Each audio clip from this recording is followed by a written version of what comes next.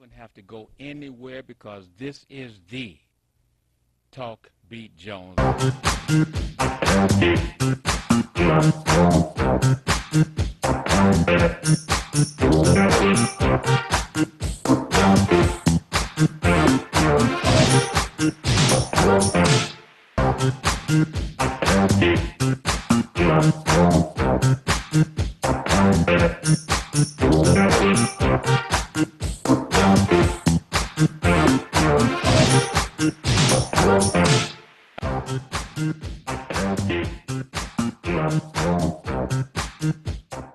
The Talk Beat Jones family, and I tell you what, and I'm so excited. I'm so excited today as we're going through the journey with the doctor himself, the MD himself, Dr. Jeffrey Watson. And again, I am Billy E. Jones, and this is the Talk Beat Jones. Please tell your friends to tune in right now. You got a health issue, you got a situation you want to find out about. This is the place that you want to be on WHPR, boy, I tell you, I'm just so full of it today because I got the MD, got the Dr. Watson. Remember, I am Billy Jones. This is Talk Beat Jones. We're on the air each Wednesday from 10 a.m. until 11. Also on Sundays from 4 to 5 on 15.2. And also, you can support the station, support this Jones person right here on Talk Beat Jones by going that Cash App and putting that $ WHPR TV Radio. One more time, $, WHPR TV Radio. They say, Billy, why do you do it? Because I love the station. I love you, and I want to be here. I want to be one of the best voted by the audience. That's my family out there. So once again, I'm not going to take any further more time except to say to you, you can, of course, can tell your friends that they can go to that R.J. Watkins page. And when you come to it, most times you're going to see the black and white one. Hit that, go back to the search where it says R.J. Watkins, hit that. It'll bring you to the red and white.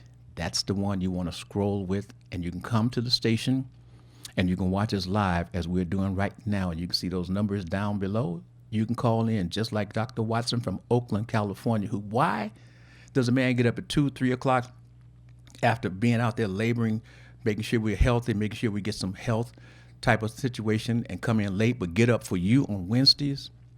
Huh? Doc, the Jeffrey Watson, are you there? Yes, I'm here, Billy. Good morning to you. I'm in my pajamas. I want you to speak with that enthusiasm, Doc. I know you're just waking up, but I couldn't quite grasp it yet. I'm trying to get my catecholamines elevated so I can talk to you and wake up.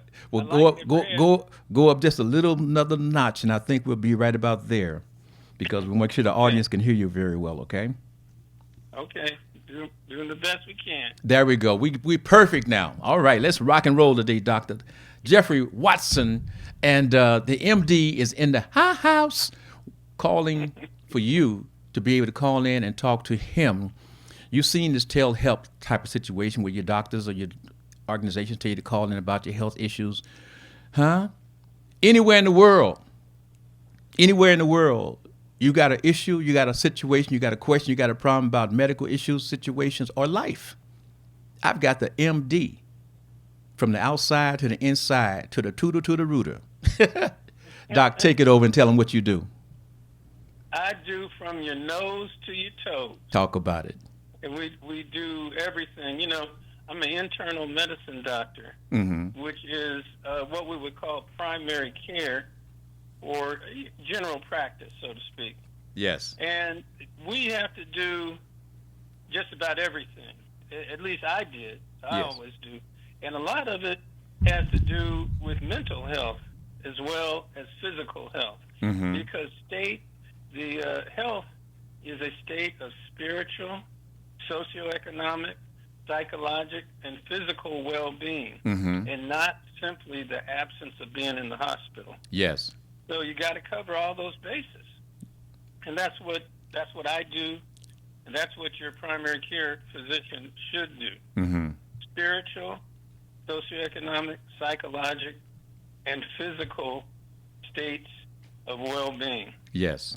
Yes. You know, all these things are going to change, and I'm not sure how it is in Detroit, but with this thing called HR1, the big, beautiful bill. The big, beautiful bill under our present administration. Well, Doc, hold on just a moment, just for clarification basis. Not only does it cover your area in the Bay Area and Detroit area, but this covers all of the United States of the America, Doc. I do believe that's true, correct? That is correct. Okay, please proceed. That is correct. And what we're going to see is, since you talked about the whole United States, Yes. 10 million people are going to lose their insurance. 10 million? 10 million. Wow. People are going to, and it's mainly based around Medicaid. So the low income person is going to lose their insurance. California, 1.8 million people are going to lose their insurance. Doc, did I hear you say that folks who are on Medicaid is going to lose Medicaid? Yes. I mean, but now let's just take a moment. Let's focus on Medicaid for a moment. That is the process. That is the catch part of our system to help those who didn't prepare for that other part of their life. So if you don't have that protection, or that you can say, okay, I didn't do things correctly, but I can still try to apply for Medicaid. And two things, Doc, would you explain to them kind of what Medicaid covers, and what happens if you are in that situation where you need Medicaid, have no financial income basically to survive your lifestyle or your life expectancy per se? What happens? Can you take that, Doc? Yeah, well, clearly your health is your wealth. Yes, sir. And some of us don't realize that until we're challenged, until we have a health challenge.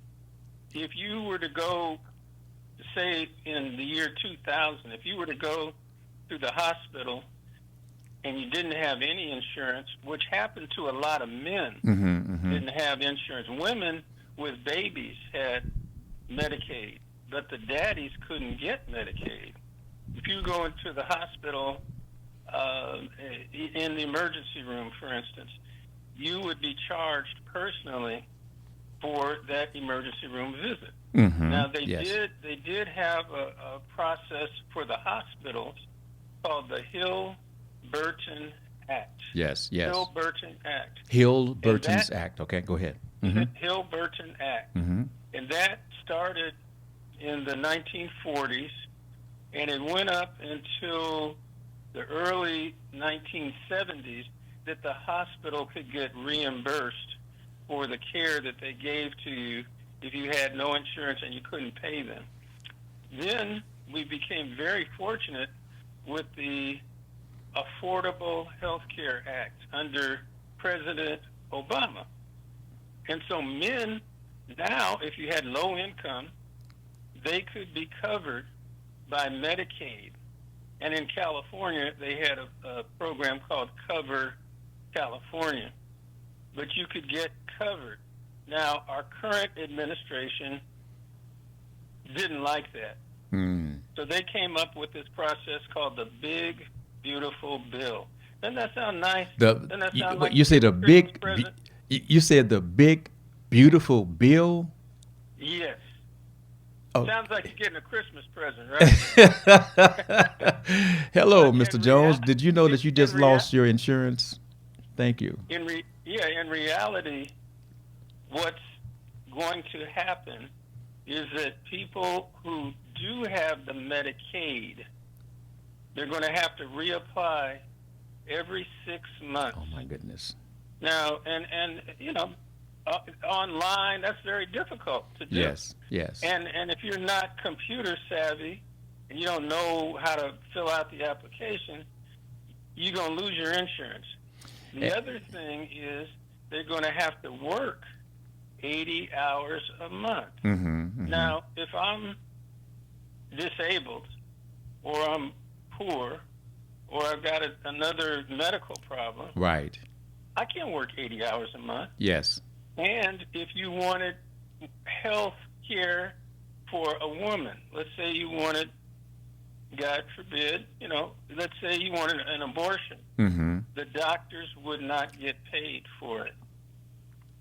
Couldn't the If you doctors? go to, Is it that the doctors who performed it, and help us bring us up to date, because at one point, if the doctors who performed the abortion took potentially put their license on the on out there per se. it, well, at one point in the early '60s, Mm-hmm. of course, abortion was illegal in California anyway. Okay. In some states, it's still illegal, Okay. and people come to California to get an abortion. Mm-hmm. Mm-hmm. But under the big, beautiful bill, Mm-hmm. the doctors and the clinics would not get paid for the abortion. So there's a lot of challenges that are being brought up under the new healthcare administration, And there's no go right real, ahead. Mm-hmm. solution, so to speak. Mm-hmm. The solution is wrapped in a Christmas bow and called the Big Beautiful Bill, but there's nothing beautiful about it. Well, you know, Doc, And I so- worked, and please continue where you are, but I just want to do this. I worked as a consultant back in my day for an abortion facility in terms of housed in a hospital, Oakland Hospital, and in talking to many of the clients that was coming in was from the suburbs of Oakland, California, per se. Mhm.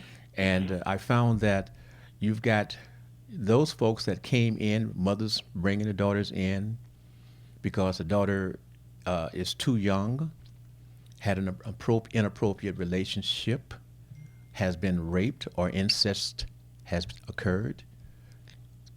The person is saying that potentially my daughter may have a health issue.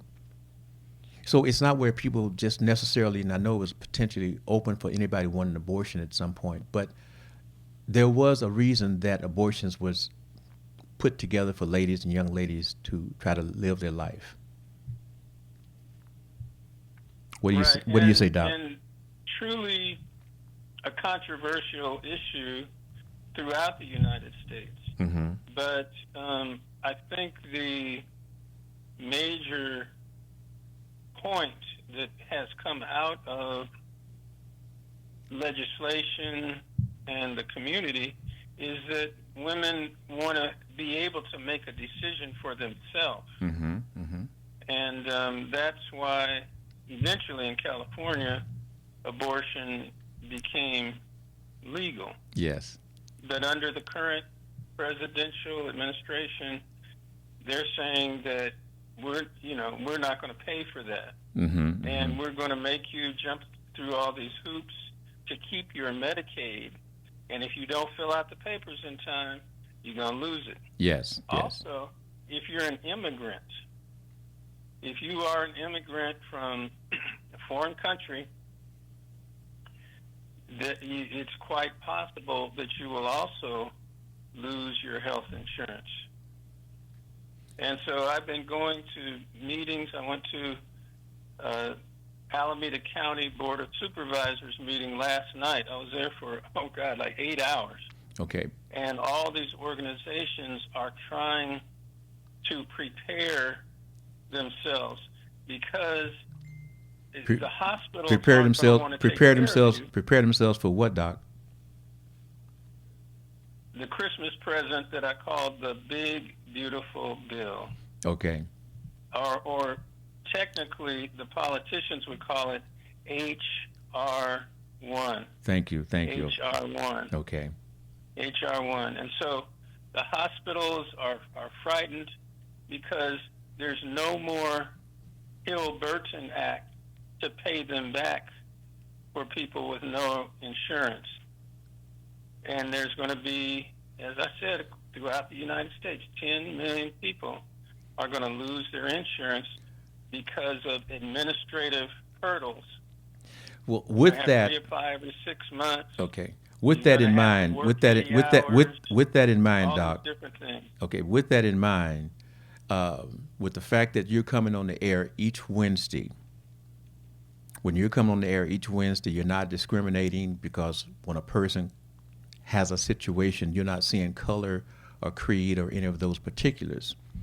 So in terms of moving forward with the Talk B. Jones programming with Dr.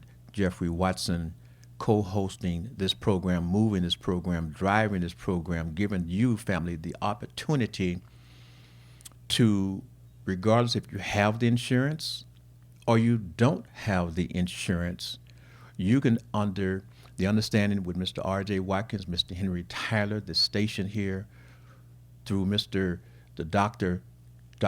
Jeffrey Watson, is able to reach out and touch you from anywhere around the world and help you with your health care. Help us to kind of move forward, Doctor, and understand how this interaction between you taking questions and talking with the family from around the world who may potentially want to question you about an illness. Would you talk to them, please?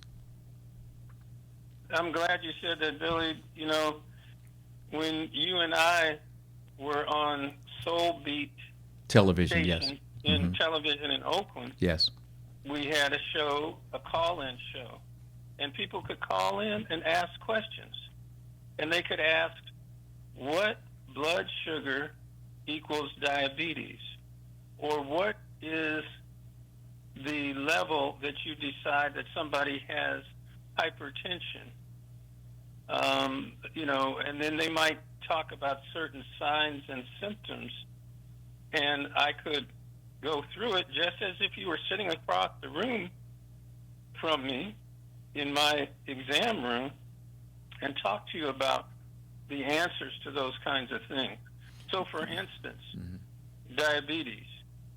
If your blood sugar, if I poked your finger and took a drop of blood, if your blood sugar with no food was above 126, that would be considered diabetes. Oh. If you had eaten a hamburger before you came in, and I poked your finger, and it was above 186, that would be considered diabetes. Oh, okay.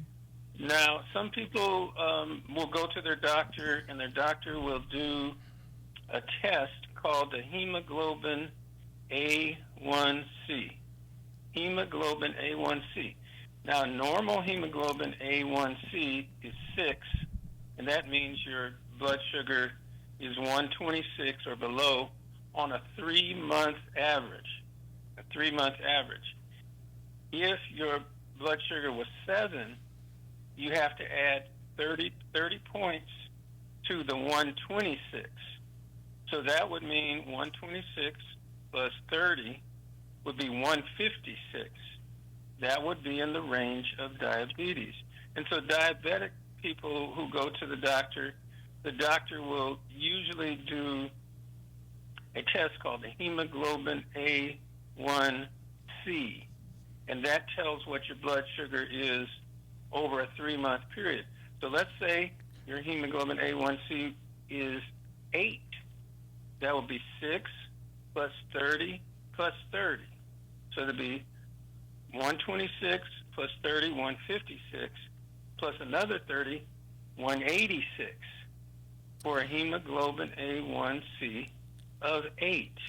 And Doc, for the family out there that's listening, I want you to understand this. What doctors are also teaching you, family members who have to prick your finger and test on a consistent basis, now you know what those numbers mean and how to add them up to find out what is your health style, what is your health care. Please proceed, Doctor. Yeah, and one of the important things is know your numbers. Know your numbers.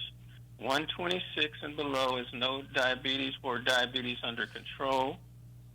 For every 1 point of your hemoglobin A1C above 6, it means that on the average your blood sugar is 30 points.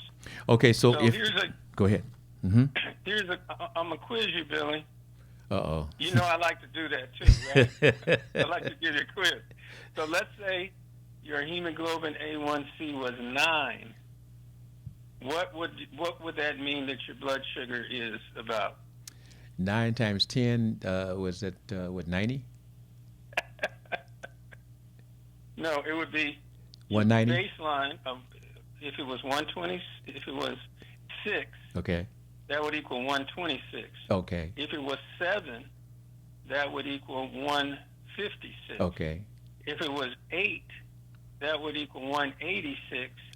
And if it was 9, that would be 186 plus 30, Okay. which would be like 206 or 216. Got me. 186 plus 30. You see, It would be 216. okay. See, on the average. So that would mean that you and your doctor and yourself and myself, everybody would have to try to make some adjustments Okay. to try to get the hemoglobin A1C Okay, down Doc. towards Now, 6. okay, now we got that. We got about 3 minutes before we're going to go to a commercial break, but in the process of saying, okay, now we found out, family, how to discover and how to monitor yourself in terms of being a diabetic situation per se. Now, Doc, when we come back, can you explain, can you talk to us about how to lower and on a continual basis reduce our sugar that's causing us to have this diabetic reaction? Can you do that, or am I out of the state with my question? I sure will. Okay. I'll talk to you about it. So, family, with this, we're asking you, yes, to talk to your family, talk to your friends. You see where we're going with this, family? Yes, we're going to bring in guests. We're going to talk about subjects, etc. But I've got the medical doctor right here for you to be able to call in and express yourself. Get into a relationship with Dr. Watson. He is the doctor from all the folk around the world. We're taking this telehealth type of situation because we have the medical doctor, not claiming to have you change up and do anything else, but saying this is the addition that this station, through this Talk B. Jones, through Dr. Watson, is now able to offer you for anybody to call in and have an understanding of what it's like to have an illness that you can feel how to take care of it. We're going to be back shortly after these commercial announcements. This is the Talk B. Jones. We're on the air every Wednesday from 10 a.m. to 11. And you can also go to that YouTube TV33 on demand. You can also, of course, go to the R.J. Watkins page. You see the black and white, not that one. You want to hit the R.J. name and come up with the red and white. And then you can scroll and see us live. Tell your friends how to get us right now so in the second half they can check us out, okay? Sundays from 4 to 5 on 15.2. That's 15.2. We'll see you back very shortly on the Talk B. Jones with Dr. Jeffrey Watson, M.D. You don't have to go anywhere because this is the Talk B. Jones and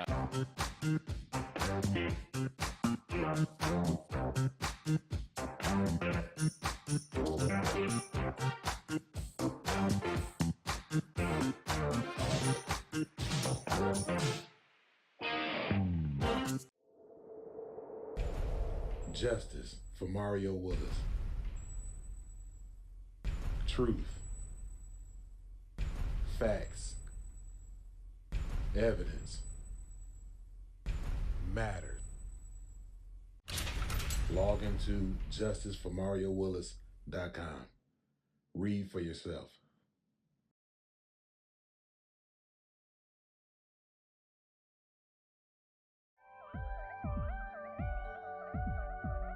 You're watching Detroit's own WHPR TV.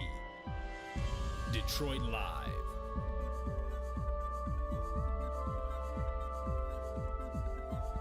Hi, this is Billy E. Jones, Talk B. Jones. You can watch me 24 hours a day, 7 days a week on WHPR TV 33 Now app. Download our free app at WHPR TV Now. If you enjoy the music, the talk, and the vibe right here on WHPR, we need your support. Help us keep independent radio alive by sending a Cash App donation of whatever you can to $WHPR TV Radio. Every dollar makes a difference. That's $WHPR TV Radio. Support the station that supports you.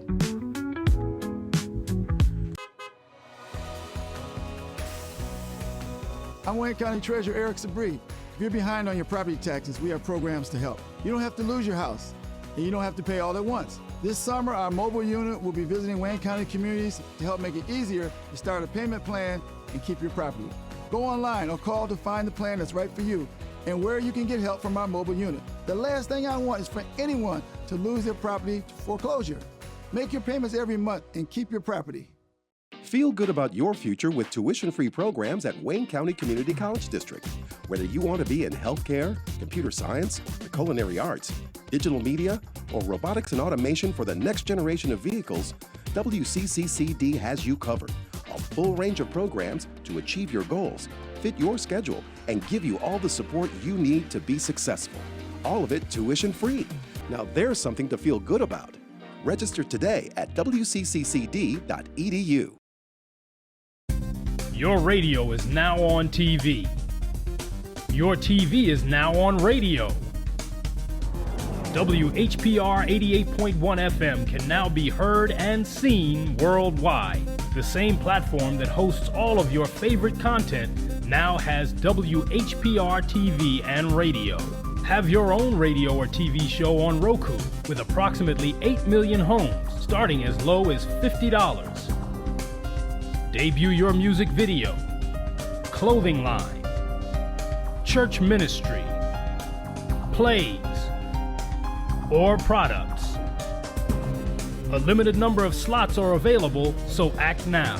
For more information, visit RokuDetroit.com or call 313-868-6612. You heard about it. Now come be a part of it. Roku Detroit Worldwide. Approximately 8 million viewers.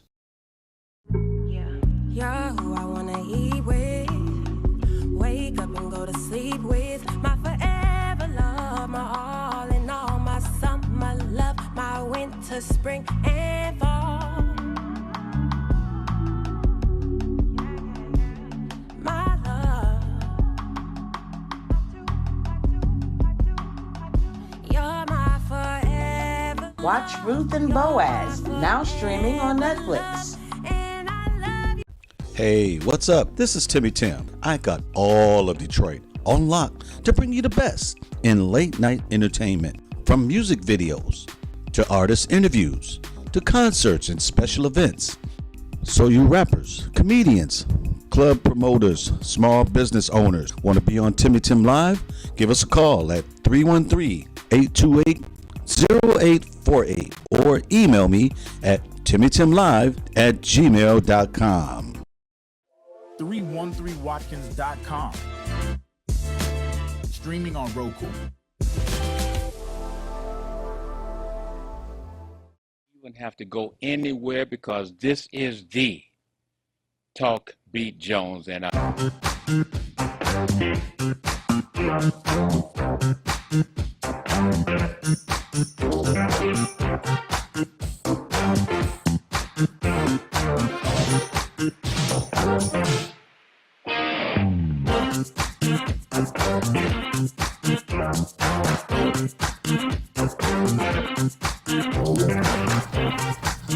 All right, family, once again, this is the Talk Beat Jones. I am your on-the-air person, Billy E. Jones, and the co-host, Doc, why don't you let them know who you are real quick? Yes, I'm Dr. Jeffrey Watson. I'm an internal medicine physician located in Oakland, California. Have been in practice for 40 years, professor of medicine at UC San Francisco School of Medicine, several nurse practitioner programs, and I'm here for you to educate you because if you knew better, you could do better. Oh, man, I mean, you're making it so real from around the world. You're going to hear folks in all the different languages talking about if you knew better, you could do better. You know? I mean, it's going to be just one of those things that everybody's going to call up, hey, if you knew better, you do better. Your health would get greater, whatever it takes. Listen to that. You said something, and I don't know if you realize the importance of it, okay, right before we went to commercial break, and that was telehealth. Telehealth. In other words, people can call in and get advice from the doctor. Now, lawyers, if you call a lawyer and he is your lawyer for a particular case, they start timing you while they're talking to you. 15 minutes, let's say they charge you $300 an hour or $400 an hour. 15 minutes, they're going to charge you $100. Now, doctors prior to the COVID pandemic could not get paid for talking to somebody on the phone or on Zoom. Mm-hmm. So they were very reluctant to give you any information if you called them, and you usually had to do a face-to-face. Right. But because of the pandemic and the potential for the health clinic and the staff and the doctor to get COVID from you, the government decided to allow doctors to do health care over the telephone and Zoom, and the doctors could finally charge for it. Yes. Now, I'm not charging you nothing, Bill. And I also want to let them know that you're not paid anything. This is strictly you're doing what you're doing, and how you're going to develop this situation will be how you do it. This is community service. Thank you, sir. Community service. Yes, okay? sir. Okay. And but I just want the community to know that. To continue breaking down that pricing, please. Well, it depends how long you were on the phone with somebody, but in California, a short visit over the phone might be $65. Mm-hmm. If it were a long visit, it might be, $100 or Yes. something like that. Yes. But the difficulty, and they came up with ways to try to get around things. So how do I know what your blood pressure is? Yes. How do I know what your pulse is? How do I know what your sugar is? Yes. Home health agencies and other agencies started putting together packages of blood pressure machines, weight machines, machines that would tell your oxygen level, your pulse, and they would distribute those to the patient. And electronically, that data can go to the doctor's office, and the doctor's office can then correlate that with the phone call that they have with you. Mm-hmm. Now, myself, I'm old school. I never shut down. I always continued to see people during the COVID pandemic because I think that it's important. But it was risky.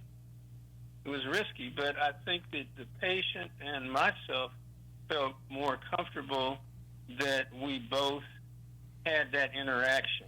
Dr. Watson, Yes. MD, Mm-hmm. I need you to express and to help us to understand during this particular crisis, why did you put the health of your patients over other standards to make sure that you had that one-to-one interaction with your patient, Doc? Would you explain why you were willing to be different? That's a good question, Billy. An excellent question. There, as in any business or any political situation, it's also the same for a health situation, and that is a situation called ethnic sensitivity. Ethnic sensitivity. So let's say you were Chinese and you called a doctor that didn't know anything about Chinese cultural issues. The doctor might not understand and might treat you with something that was not parallel to your culture. Okay. The majority of my patients are African American, and I understand, where they're coming from.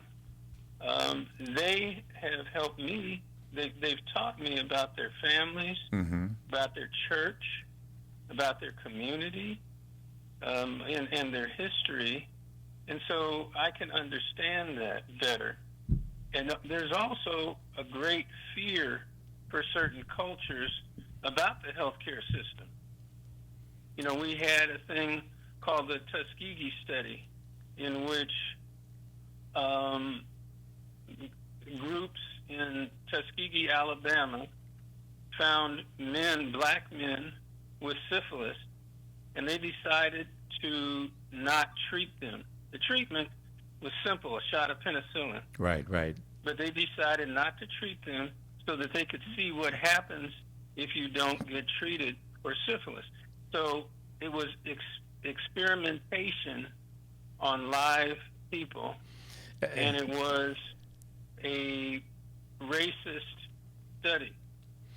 So people are a little wary about the healthcare system. Doc, let me just give me just 30 seconds on this one, because my question is, if you are having the men who are the fertilizers for life, and you have them, and the ones that have syphilis, you are purposely allowing them to go back to their wives or their girlfriends or their significant, whatever it is that they are dealing with, and pass potentially syphilis each time they're having a romantic encounter.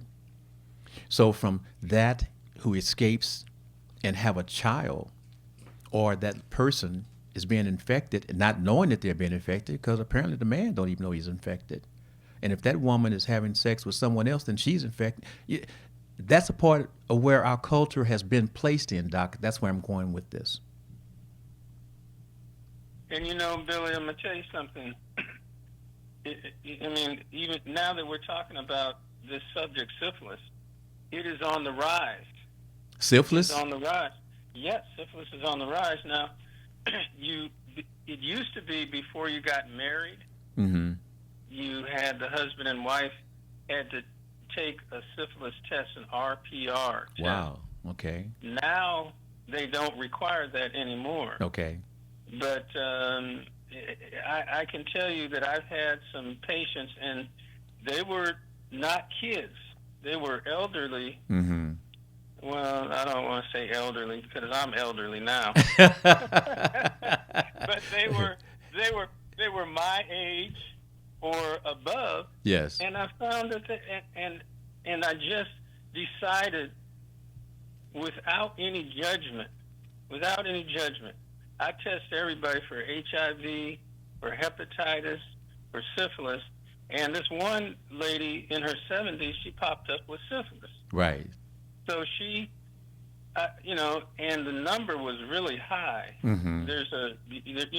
You can see if you just got it or if it's been there for a while. The number was really high.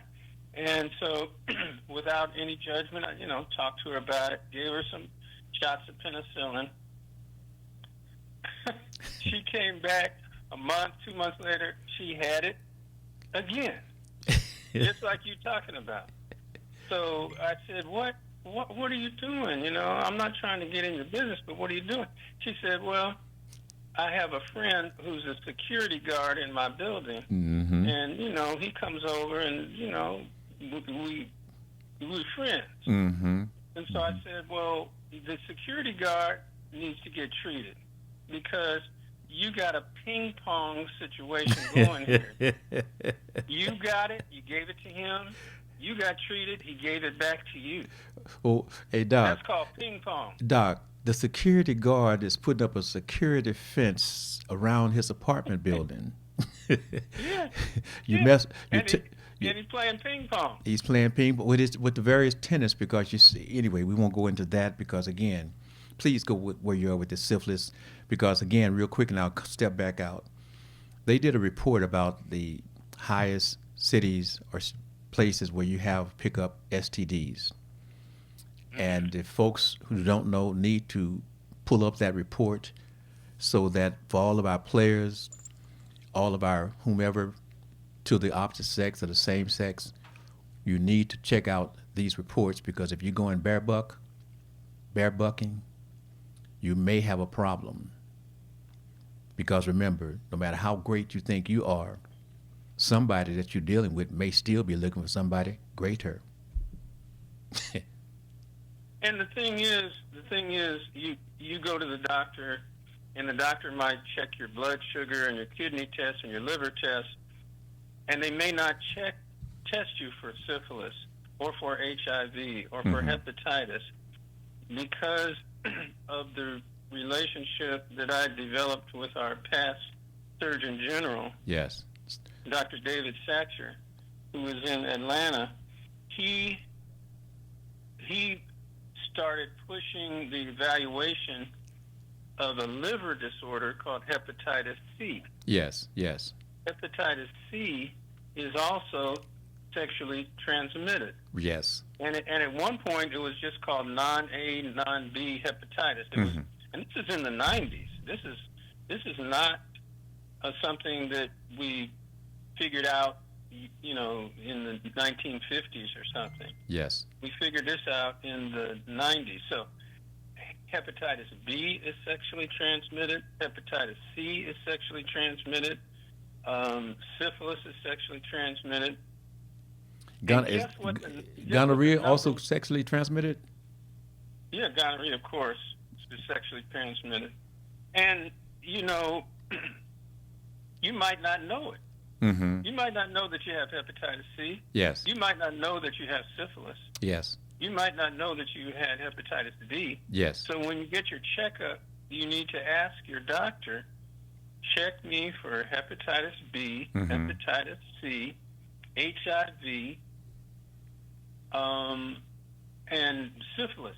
Now, wouldn't it be nice if you met a nice person, nice young lady, and you went on a date, and they handed you their lab tests?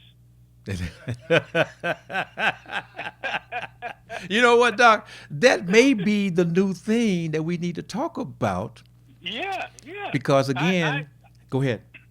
I talked to my patients about that, and I said, get all these tests, and when you get with somebody that you want to get intimate with, show them your lab test. And hepatitis B, C, gonorrhea, all that is negative. And you know what? You know what I tell the ladies? What's that? Now you show me your lab test. You show me yours. Because, so if you knew better, you could do better. So what's better than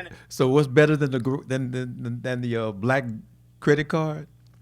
Your lab report. Your lab report. Yeah, that should be something.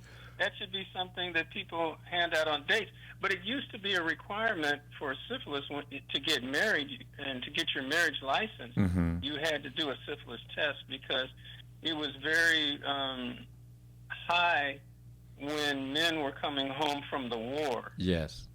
That they had, contracted syphilis and other STDs. Yes. Now, let me ask you this. Uh-oh. I like to quiz you, Billy. What is the number one STD in California? What? Let's see. I haven't been in Cali in 2002, but it was rough. How about syphilis? No, it's chlamydia. Take your time and explain to them about chlamydia, because people do not think about chlamydia in the same category mental-wise as you think about syphilis and gonorrhea and said, please explain that. Chlamydia is it's a bacteria, and it in men causes a little bit of burning when you pee, but not the same as gonorrhea. Gonorrhea causes pus when you pee, but chlamydia causes a little bit of burning. Women don't know that they have it, but it can travel into the uterus and then go into their tubules and cause infection, cause pelvic inflammatory disease, PID, pelvic inflammatory disease. And that pelvic inflammatory disease can scar the tubules such that the woman may not be able to have babies if they go completely untreated. Okay. So when a woman has a pap smear, they need to be, they should ask to be checked for chlamydia as well. because in California it's very, very common. Usually in the younger patient population. Hold on, Doc. But Hold on, Dr. Watson. Did you just say that it is common? Where? It's common. It's definitely common in California. It is the number one sexually transmitted disease, but it's more common in younger people. Now, you know, you show pictures of our great friend Lunel. Yes. On your station. Yeah, she's Timmy Tim and my friend, of course, which that's Timmy Tim's show that she was with him. Mm-hmm.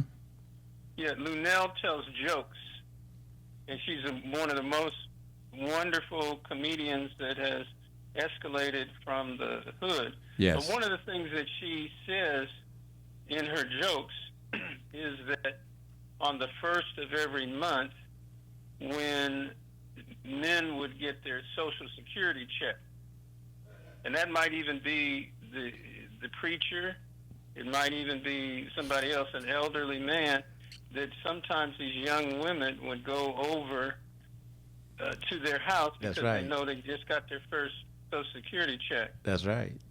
And then because they want some money. That's right. And they might entice them to have a romantic encounter, and they might contract a sexually transmitted disease. Mm-hmm, mm-hmm. She says it in a way that's very humorous. Yes. And and in Oakland, people can relate to it because she talks specifically about the senior housing and the different places. Yeah. That this kind of stuff happens, but it's true. Yeah. And some of us think that with the invention, with the release of Viagra and Cialis in the older patient population, it's allowed them to do things that they otherwise maybe wouldn't do. And it has allowed some of your younger folk to go what we used to call buck wild. And and see, and allow some of these older men and quote, let's get together with these women because their claws are out. They call them cougars. That they've gotten more prevalent because there's freedom of thought, freedom of feeling about who you are, what you represent, and how you could. It's your body, your mind. It's yours. Do what you want, who you want, who you want, how you want. Yeah, that's right. And you know. Speaking of the older male, we've talked previously about menopause, the older women. Menopause comes around age 50. The estrogen goes low. Mm-hmm. The periods stop. They get anxious, hot flashes, and other things. Yes. But men go through a disorder called andropause. Mm-hmm. Andropause. It's around 50 plus. Mm-hmm. The normal testosterone levels start to drop. Now, your brain has a pituitary gland. The pituitary gland releases FSH and LH hormones, follicle stimulating and luteinizing hormones.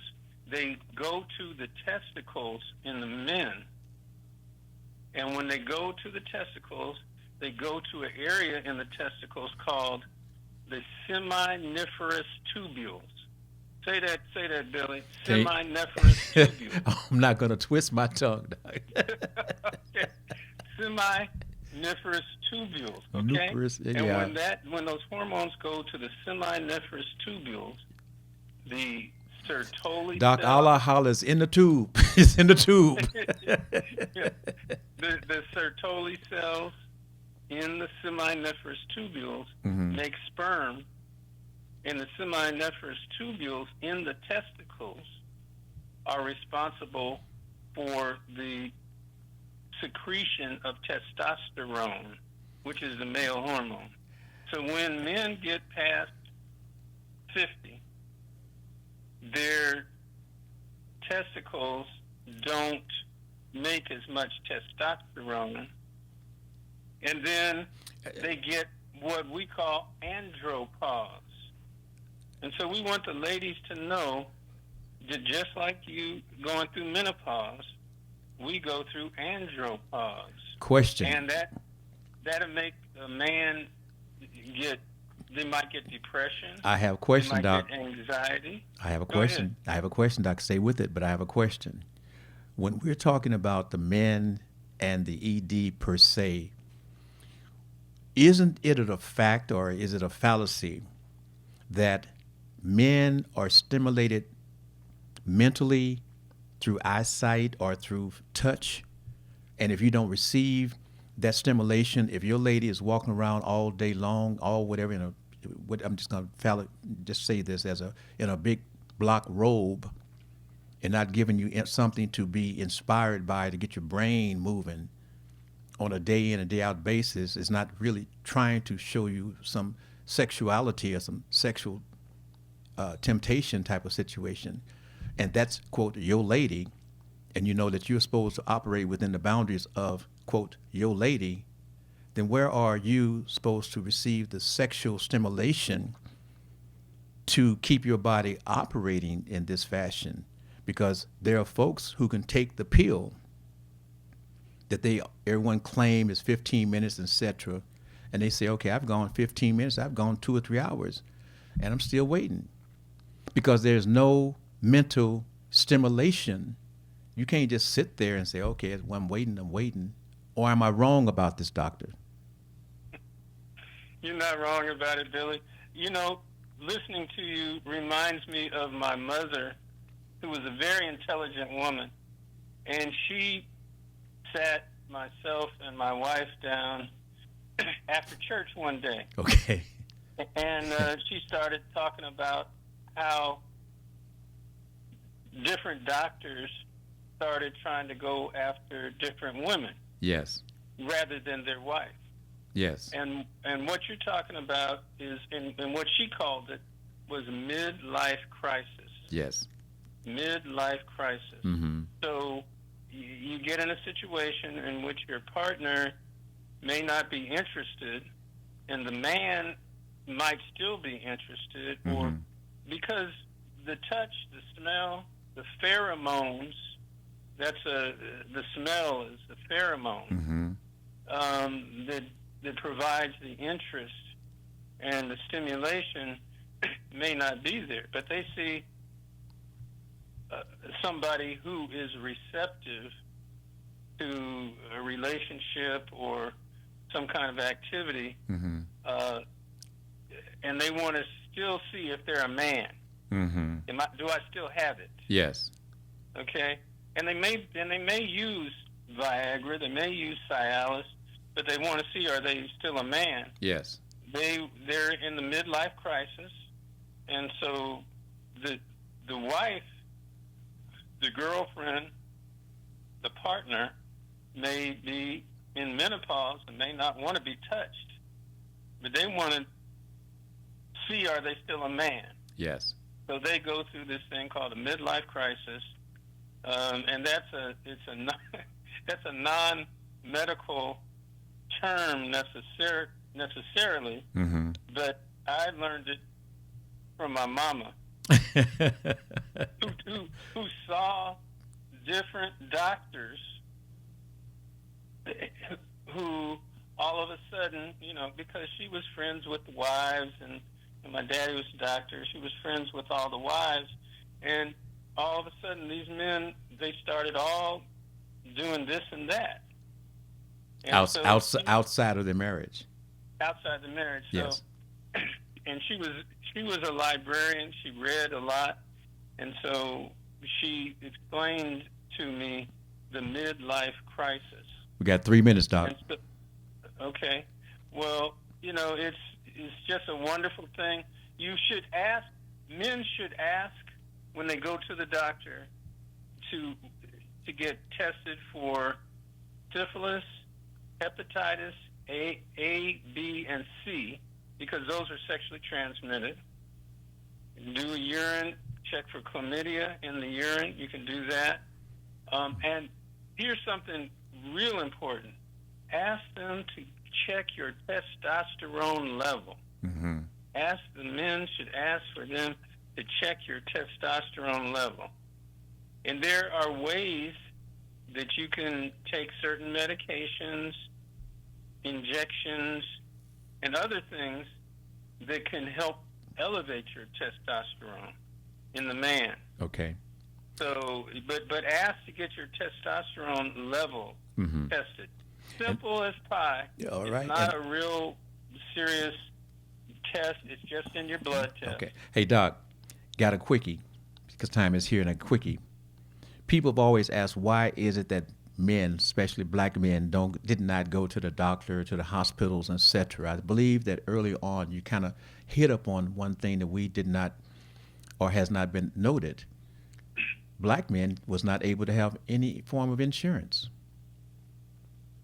That's true. Before the Affordable Health Care Act, black men couldn't, if you were low income, you couldn't get Medicaid, which is now being challenged through the Big Beautiful Bill, or HR1. Mm-hmm. But I think that the ego is an issue, and fear of the healthcare system is an issue. We go back to the Tuskegee study. We're worried that we're going to be tricked. We're going to be used as guinea pigs. Okay. And that's why a lot of people didn't want to take the COVID vaccine. We were going to be guinea pigs. It might have some poison in it. But we've got a minute, Doc, before we're going to have to let you close out. You got a minute before you have to close out. Okay, so you gotta, I would say that in Detroit and in any city, contact the National Medical Association if you are African American, or contact the American Medical Association, AMA, the National Medical Association, NMA, okay, to find a doctor that is culturally sensitive, okay, to your situation.